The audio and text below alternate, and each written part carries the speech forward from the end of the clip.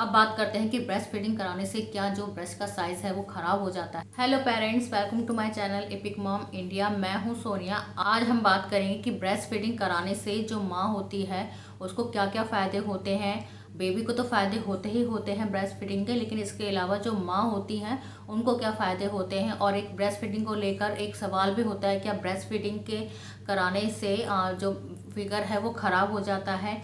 ये मैं बताऊंगी आपको आज की वीडियो में। अगर वीडियो पसंद आए तो प्लीज़ लाइक शेयर और सब्सक्राइब करें। अगर चैनल पे नए हैं तो चैनल को सब्सक्राइब जरूर करें। अब बात करते हैं ब्रेस्ट फीडिंग के बारे में। सबसे पहला बेनिफिट जो माँ को होता है ब्रेस्ट फीडिंग से वो होता है बच्चे के संग बॉन्डिंग। बच्चे को जो दूध पिलाता है उसके संग जो बच्चे की जो बॉन्डिंग है बहुत अच्छी होती है। कई बार ऐसा होता है कि माँ को जो है जो ब्रेस्ट में जो मिल्क होता है वो नहीं बनता है, तो उस दौरान क्या करते हैं कि जो फैमिली में अदर मेंबर्स होते हैं वो बच्चे को जो है बॉटल से दूध देते हैं। तो बच्चे को जो बॉटल से दूध देते हैं, जैसे दादी हो गई, नानी हो गई, बच्चे को जो है बॉटल से दूध देते हैं, तो उसमें क्या होता है कि बच्चे की बॉन्डिंग जो है उनके साथ भी बहुत अच्छी बनती है।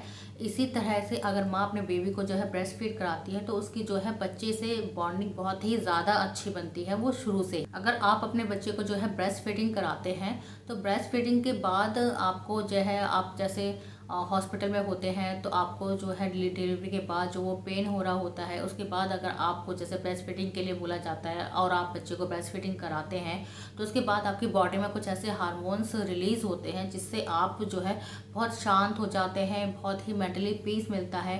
ब्रेस्ट फीडिंग कराने से आपको जो है इंटरनल सेटिस्फेक्शन मिलता है। आपका जो पेन है आप उसको बिल्कुल भूल जाते हैं और आपको बहुत ही ज़्यादा रिलीफ मिलता है ब्रेस्ट फीडिंग से। जो माँ अपने बच्चे को जो है ब्रेस्ट फीडिंग कराती हैं डिलीवरी के बाद, तो उनको जो डिलीवरी के बाद जो ब्लीडिंग हो रही होती है उसमें जो है बहुत रिलीफ मिलता है। अगर आप बच्चे को ब्रेस्ट फीडिंग कराते हैं तो आपकी जो ब्लीडिंग का जो प्रोसेस होता है वो बहुत कम हो जाता है। आपको ब्लीडिंग जो है बहुत कम होती है उन लेडीज़ के कंपैरिजन में जो कि ब्रेस्ट फीडिंग नहीं कराती। बेबी को ब्रेस्ट फीडिंग कराने का एक फ़ायदा ये भी होता है कि आपकी बॉडी का जो हीमोग्लोबिन है वो बहुत ही मतलब सही हो जाता है। क्योंकि क्या होता है, ज़्यादातर देखा जाता है कि महिलाओं में जो है हीमोग्लोबिन बहुत ही कम होता है, क्योंकि बहुत ज़्यादा जो है डाइट इतना नहीं ले पाते हैं, कई बार अपना ध्यान नहीं रख पाते, इतने सारे काम वगैरह होते हैं तो अपना ध्यान नहीं रख पाते, उसकी वजह से जो है हीमोग्लोबिन कम हो जाता है। उसके बाद जब कंसीव करते हैं, उसके बाद जब डिलीवरी होती है तो डिलीवरी में इतना सारा जो है ब्लड लॉस होता है, इतना सारा ब्लीडिंग होती है, तो उसमें क्या होता है, उससे क्या होता है आपका जो हीमोग्लोबिन है वो बहुत है आपकी बॉडी में कम हो जाता है। ज़्यादातर महिलाओं में जो है हीमोग्लोबिन कम ही देखा जाता है।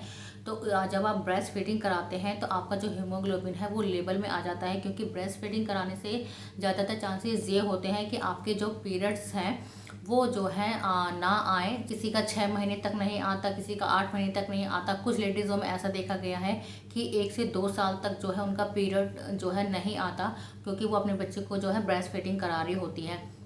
जो मदर बच्चे को ब्रेस्ट फीडिंग नहीं करा रही होती है उनका जो है पीरियड का जो साइकिल है वो उनका जो है 6 से 8 हफ्ते के बीच में आ सकता है। अगर आप ब्रेस्ट फीडिंग कराती हैं तो ये साइकिल जो है 6 महीने, साल भर, अलग अलग डिपेंड करता है, इतना भी जा सकता है। अक्सर ऐसा देखा गया है जो मदर्स ब्रेस्ट फीडिंग कराती हैं उनमें जो है बहुत ही कम चांसेस होते हैं कि फ्यूचर में जाके उनको कोई ब्रेस्ट कैंसर हो या ओवेरी का कैंसर हो। तो ये भी फायदा होता है मदर्स को जो है ब्रेस्ट फीड। सबसे ज़्यादा इम्पॉर्टेंट जो ब्रेस्ट फीडिंग का जो एक फ़ायदा होता है वो होता है आपका वेट लॉस। आप जब प्रेगनेंसी कंसीव करते हैं तो आप जो है 10 kg एक्स्ट्रा फैट जो आपके अंदर होता है, वेट आता है, वो आप लेते हैं। तो उसके बाद जब बेबी डिलीवर हो जाता है उसके बाद सबसे बड़ा चैलेंज ये होता है कि उस फैट को कैसे कम करा जाए।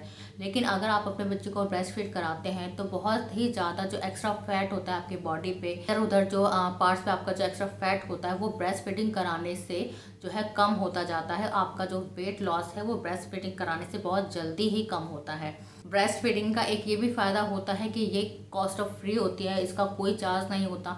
अगर आप बेबी को जो है फॉर्मूला मिल्क देते हैं तो उसको आप देखेंगे कि मंथली एक्सपेंसेस जो है 1000 से 1500 जाता है, लेकिन ब्रेस्ट मिल्क जो होता है बिल्कुल फ्री होता है, अवेलेबल होता है।